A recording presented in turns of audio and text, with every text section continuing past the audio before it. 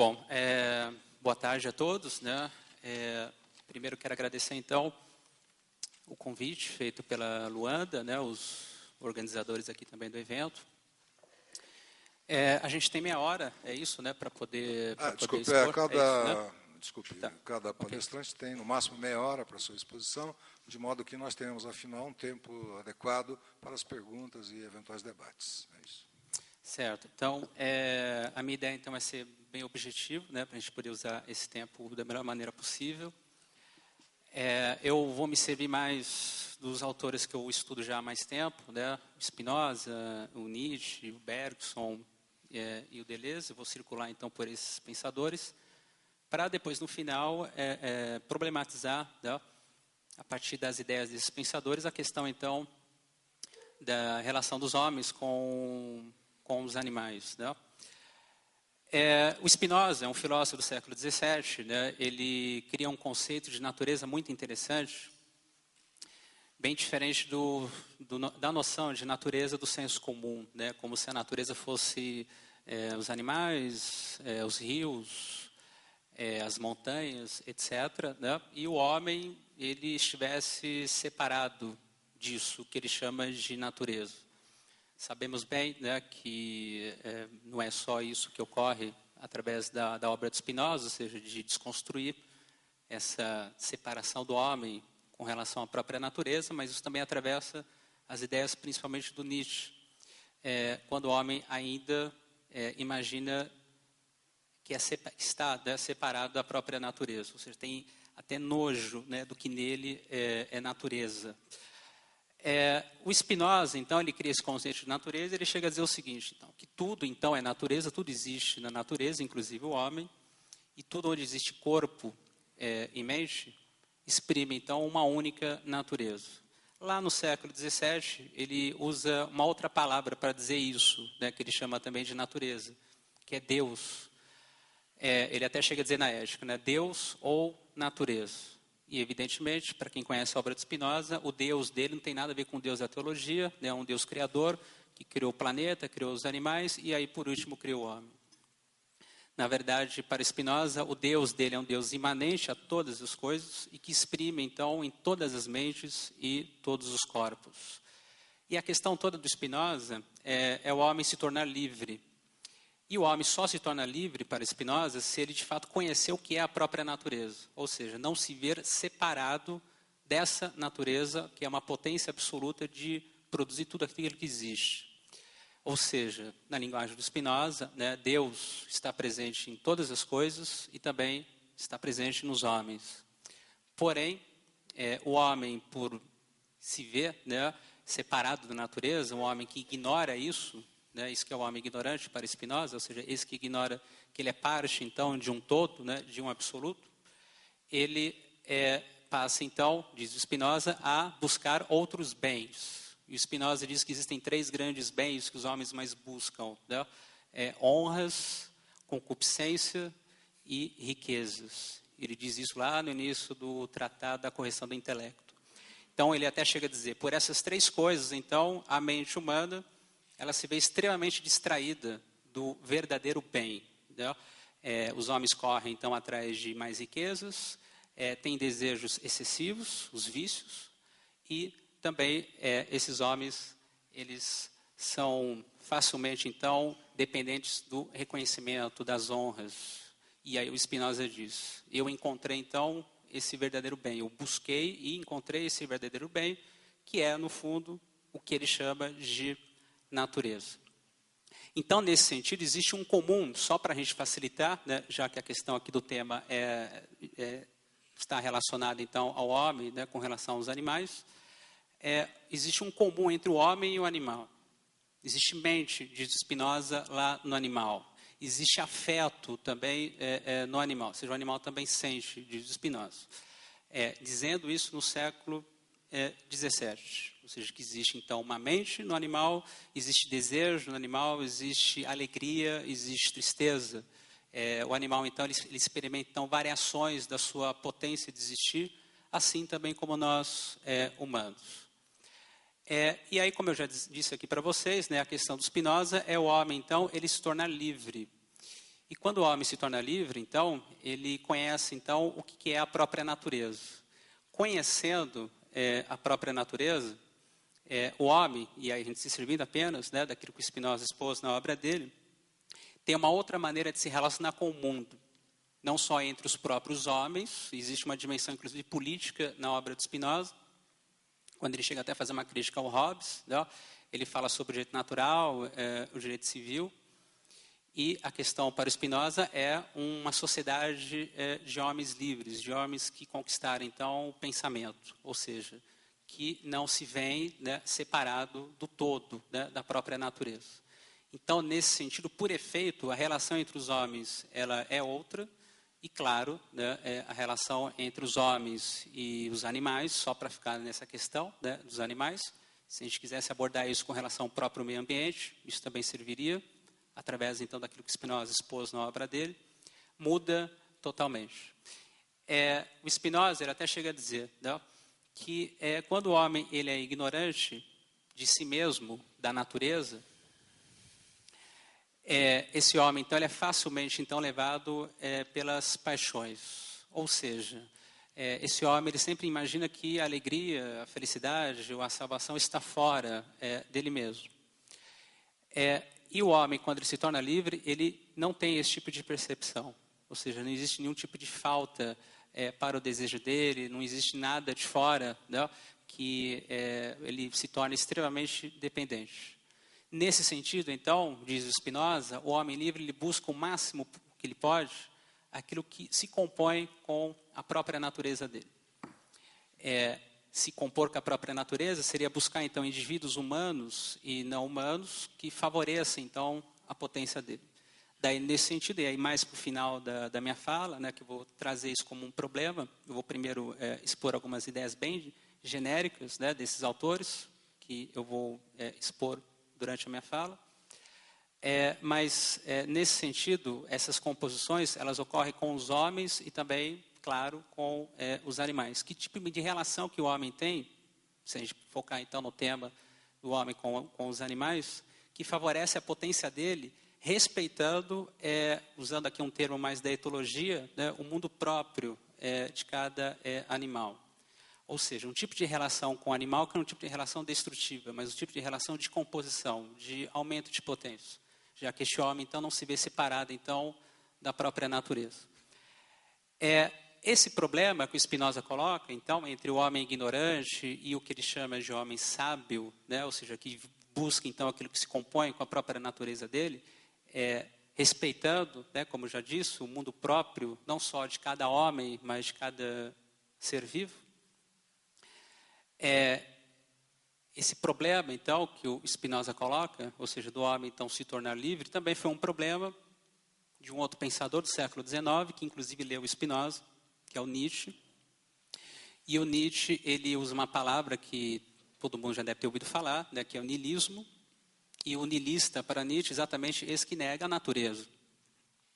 É uma negação da realidade, é uma vontade do nada, né, o niilismo. Ou seja, eu nego, então, a imanência, nego o corpo, nego as sensações, as paixões, a mudança, tudo aquilo que para mim é acaso, e passa, então, a afirmar um mundo transcendente, um mundo imaginário, um mundo fixo, um mundo verdadeiro. Então, esse que é o niilista para Nietzsche.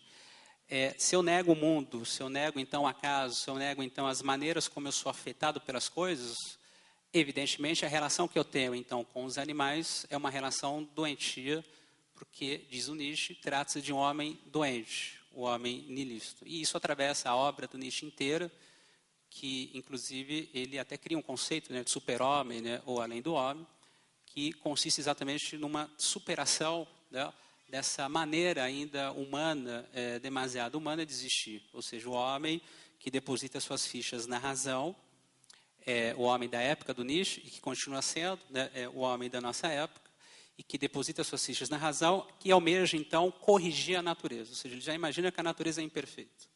E aí ele imagina que, através da razão, ele vai corrigir, então, a natureza. Seria algo como um império sobre o império, né, como o Descartes já aponta lá na obra dele. Né?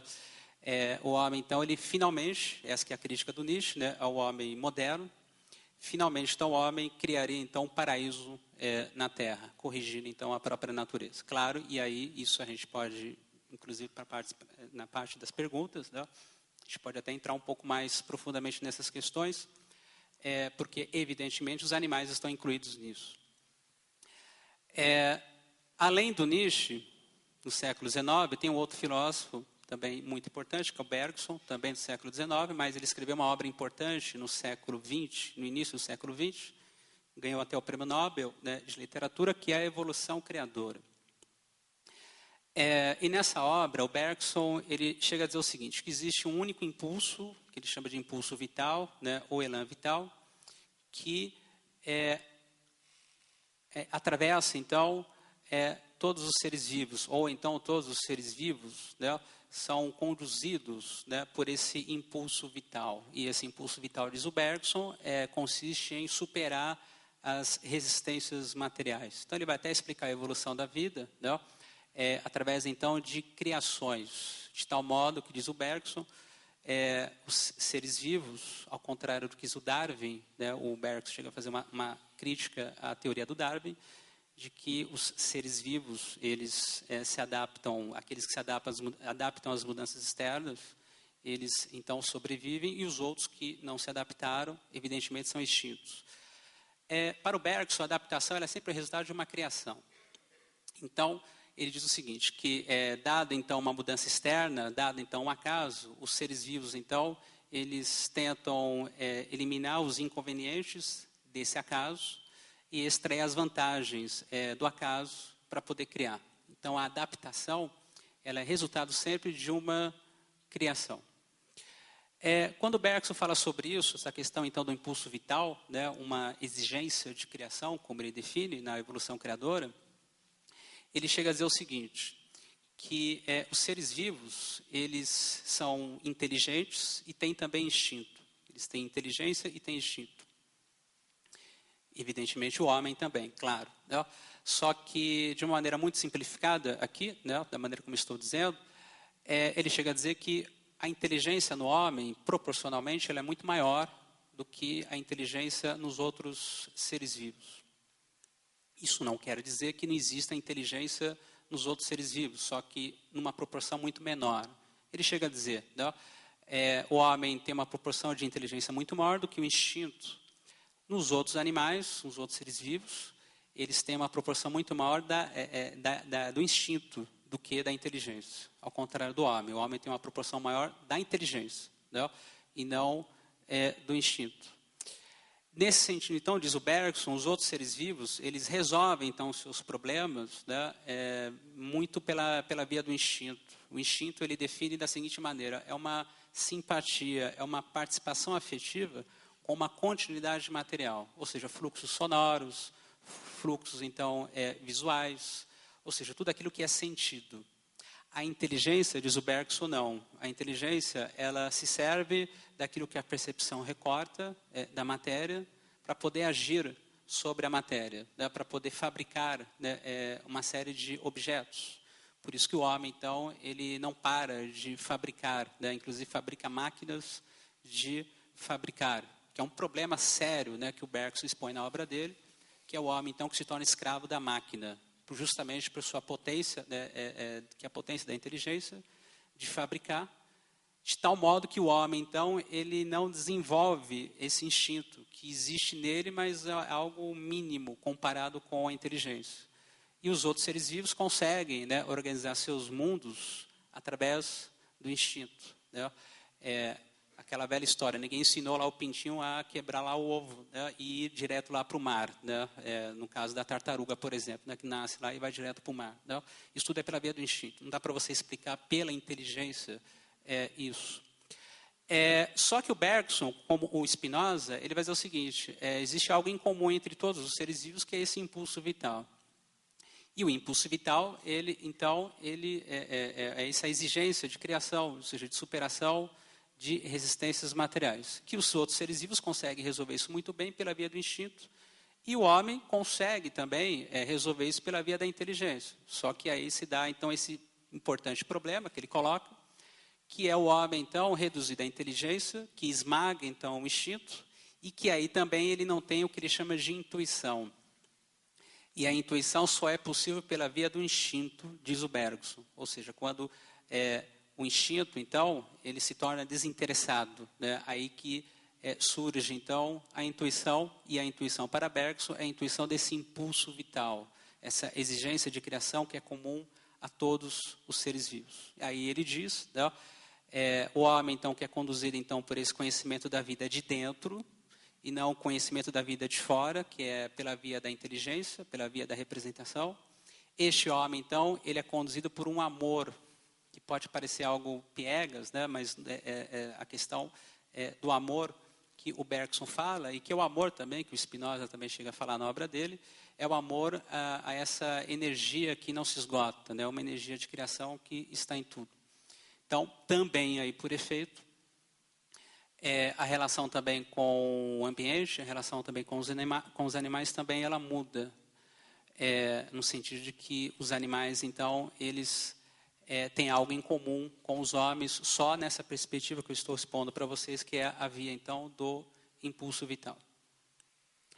E indo um pouquinho mais adiante, né, mais aqui na nossa época, né, mais para o final do século XX, um outro filósofo, que é o Gilles Deleuze, junto com o Félix Guattari, produziram uma obra muito importante, né, escreveram 4 livros juntos, e eles falam sobre, inclusive, uma produção própria, né, da sociedade capitalista, que é a produção de um sujeito neurótico, ou seja, um sujeito, então, que recalca as suas pulsões, que desenvolve o sentimento de culpa, que de bom grado, então, ele vai vender a sua força de trabalho, né, para a reprodução do capital. Ele se serve muito do Marx, né, para falar sobre isso, aquela famosa fórmula do Marx, né, D, o M, que é a força de trabalho do homem, né, que ele vende para poder ter exatamente acesso a outros bens, né.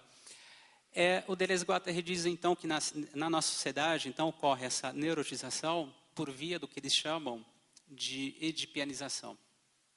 Para quem não sabe, né, existe uma obra do Deleuze-Guattari chamada O Anti-Édipo, que eles fazem uma crítica muito forte ao Édipo da psicanálise. Mas eles dizem que existe um Édipo da sociedade capitalista que consiste em reduzir tudo aquilo que a gente entra em relação a imagens de pessoas familiares. Então, eles dão um exemplo da criancinha que já está lá nas suas experimentações com o próprio corpo, ela está se conectando com vários objetos, e esses objetos, então, eles são interpretados como imagens de pessoas familiares. Aquilo ali representa a mãe, aquilo representa o pai, ou então isto aqui é do pai, isto aqui é da mãe, a cozinha é o lugar da mãe, não entre lá, o escritório é o lugar do pai, não entre lá. Então, dessa maneira, a criança ela vai ter, então, sua potência conectiva cada vez mais recalcada. Então, existe a produção de neurótico, né, de neuróticos, melhor dizendo, através dessas edipianizações. E o que é, então, no fundo, o sujeito, então, edipianizado? É esse, então, que vê tudo como algo familiar. Nesse sentido, os animais também acabam sendo objetos, né, de uma relação edipiana. Esse tipo de relação edipiana, né, isso é muito claro, né, na nossa sociedade, que tem crescido cada vez mais, né, que seria uma humanização, inclusive, dos animais, né, ou seja, o animal, então, ele é tratado como um ser humano, um membro, né, de uma família edipiana, e eu não tenho outro tipo de relação com o animal, de um animal com um animal. Isso o Deleuze e Guattari chegam também a falar na obra deles, né. Existe, inclusive, uma entrevista do Guattari, aliás, do Deleuze, melhor dizendo, que é o abecedário de Deleuze, existe o A de animal, né? E lá ele fala sobre isso, que é uma maneira doentia da gente se relacionar com o animal, como se a gente quisesse, então, se relacionar com o animal como um ser humano. Evidentemente, isso, em última instância, atende, claro, os interesses de acumulação do capital, né? Dá muito dinheiro, enfim, é uma demanda muito grande, né? Mas o Deleuze ele chega a dizer o seguinte: a questão é a gente ter um outro tipo de relação com o animal, de um animal para com o animal, ou seja, a gente se desumanizar junto com o animal. essa desumanização seria a gente não se ver mais separado da própria natureza, que o animal faz parte e que nós também fazemos parte. Né? Existe um conceito do Deleuze, junto com Guattari, que é de devir animal, né? Que não é você imitar, né, o animal, né? Mas tem um tipo de relação com o animal onde você opera essa desumanização, né? Onde você, então, tem um tipo de relação com o animal que não passa pela via da familiarização, né? Pela via da edipianização. Bom, os exemplos são muitos, né? Esses dias mesmo eu vi, né, que tem até creche, né, para cachorro, né, R$600 por mês, né? Os cachorrinhos ficam lá brincando entre eles enquanto os donos vão trabalhar, né? E tem tantos outros exemplos, diz que tem até psicólogo, né, para cachorro, né? Então, o que acontece? Ou seja, um homem doente, né, um homem, então, separado, então, de afirmar o que é a própria natureza, esse homem niilista, né, como diz o próprio Nietzsche, ele torna doente os animais também. Deleuze e Guattari se serve muito, inclusive, do Michel Foucault, né, para pensar a relação do biopoder, ou seja, esse poder sobre a própria vida, de organizar os corpos. Esses homens neuróticos, eles têm os seus corpos organizados de fora, para poder ter um trabalho útil, né, a extração de um trabalho útil, né, para a conservação, né, do atual sistema econômico. De tal modo, então, como diz o Michel Foucault, né, você passa, então, de uma segmentariedade dura para uma outra segmentariedade dura. Você não está mais em casa, você está no trabalho, você não está mais no trabalho, você está na escola, etc. De tal modo, né, Deleuze e Guattari se servindo muito do Michel Foucault, que a potência, então, conectiva do corpo e também da mente são esmagados, produzindo, então, um indivíduo triste. Isso é bem, inclusive, espinosista. Né? A tristeza, para Spinoza, é quando a gente se relaciona com indivíduos que não se compõem com a nossa própria natureza. Aí diminui a nossa potência de agir e aí a gente fica triste. A alegria, diz Spinoza, é quando a gente encontra outros indivíduos, humanos e não humanos, evidentemente, que se compõem com a nossa própria natureza. Aí a gente experimenta, então, alegria. No caso do biopoder, existe uma produção social da tristeza. Existe uma produção social, então, do modo de existir que é triste e que demanda, então, por prazer, que demanda por alegria. E aí o animal era só um objeto para poder ter essa pequena alegria, esse pequeno prazer. Né? A relação do animal com o animal de uma maneira familiar, né, edipiana, ela vem exatamente disso. A gente sabe disso, né? Ou seja, casaco de pele. A Luanda até mandou para mim, né, aquele vídeo Terráqueos, né? E você vê exatamente isso, ou seja, as reações dos próprios animais quando eles estão confinados. Né? Hoje em dia, os homens, claro que eles estão confinados, né? Eles têm a sua potência conectiva constrangida, assim como a potência conectiva também dos animais. Só que, ao contrário dos animais, os homens conseguem, então, se resignarem, né, se conformarem, então, com essa violência sobre os corpos deles através dos pequenos prazeres. E o animal serve para isso. Né? Não só como alimento, mas também como distração. Eles até colocam lá, eu acho que 4 ou 5 tópicos, né, relacionados ao uso que os animais, ou que os homens fazem, né, com relação aos animais, como comida, como vestimenta, né, como diversão, tem outras coisas lá.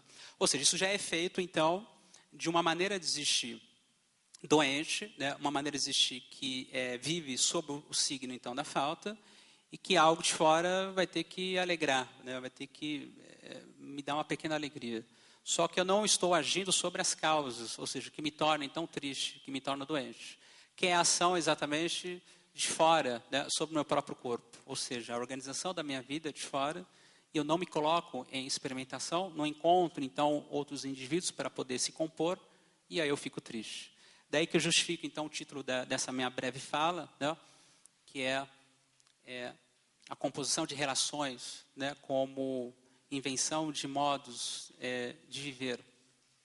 Porque o Spinoza ele chama de ética essa maneira de viver que a gente inventa. Ele faz uma crítica, né, com relação à moral, aquilo que o Nietzsche também faz. A moral, na verdade, ela já impõe para todos, né, uma maneira de viver. E para Spinoza, e Nietzsche também, embora Nietzsche ele usa uma outra palavra, mas para Spinoza, ética remete exatamente a isso, a uma invenção de uma maneira de existir. E você inventa uma maneira de existir, conhecendo então a própria natureza, ou seja, buscando então aquilo que se compõe com a sua própria natureza. Então aí, só para poder fechar, né, a minha fala, e aí a questão sempre da filosofia é a gente colocar problemas, e aí a questão aqui apenas como um esboço, né, de um problema relacionado a esse tema, seria o seguinte: quem é que está doente? Né? É o animal ou o homem? Ou então, será que os animais, então, edipianizados, os animais então vistos então como simples objetos, né? Uma matéria, né, para o homem se apropriar de uma maneira grotesca? Esse uso que os homens fazem dos animais não seria exatamente efeito de um homem que já está doente, de um homem que não conquistou então o pensamento? O Spinoza chama isso inclusive de conhecimento de segundo e de terceiro gêneros. Ele chega a dizer que existem 3 gêneros de conhecimento. Um é o imaginário, que é o primeiro, que o homem reduzido ao imaginário, ele é servo. E ele é livre quando, de fato, ele conhece a própria natureza. Ou seja, isso é segundo gênero de conhecimento e também terceiro gênero de conhecimento. Então, será que isso tudo que a gente vê aí, né, os animais, então, que têm, são objetos, então, de um uso perverso, né, por parte de um outro animal, né, que é o próprio homem, não seria, então, já efeito de um homem, então, que não conquistou, então, espinosamente falando, a vida sábia? Ou então, nietzscheanamente falando, será que não é aquele então que matou o niilismo em si mesmo, que ele chama de niilismo ativo? Você nega então a negação da própria vida e afirma a própria vida, então não se vê dissociado da própria natureza? O Nietzsche até chega a dizer, né, natureza e homem, né? O ezinho já separa o homem, né, da própria natureza. Ou então, como diz o Bergson, né, o homem reduzido à inteligência não conhece a vida de dentro, não tem o conhecimento intuitivo. Então, se o homem ele conhece então a natureza de dentro, a vida de dentro, como impulso vital, por via da intuição, inclusive o uso que ele faz da inteligência é outro. Né?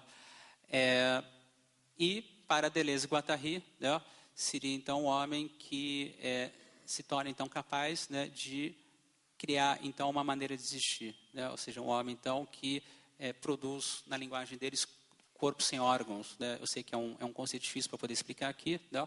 Ou seja, uma maneira de existir intensa e que a relação é sempre na relação que se busca, né? A relação de composição com outros indivíduos. Então, é um problema, na verdade, que eu estou colocando aqui, ou um esboço de problema, né?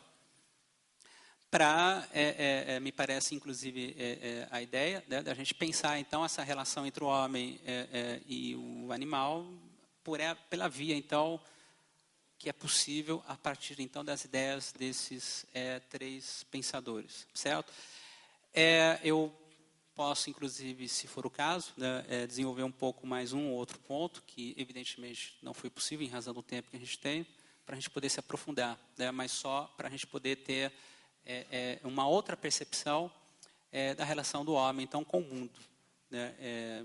Um homem, então, sadio, então, para esses pensadores, evidentemente, tem um outro tipo de relação com os animais. Aí a gente até pode fugir dessas dicotomias. Né? Tem que ser vegetariano, né, ou não. Né? Seria mais um sentido da conveniência ou não. Se me convém ou não, e não seria uma imposição de fora. Né? Seria no sentido de potencialização da sua própria existência. Mas isso a gente pode problematizar, inclusive, melhor. Né? Eu acho que até deu já, né? Meia hora? Já deu, né? Tá, então eu vou deixar aqui já a fala para o próximo palestrante. Né? E aí, se for o caso, então a gente se aprofunda um pouco mais nessas questões. Obrigado.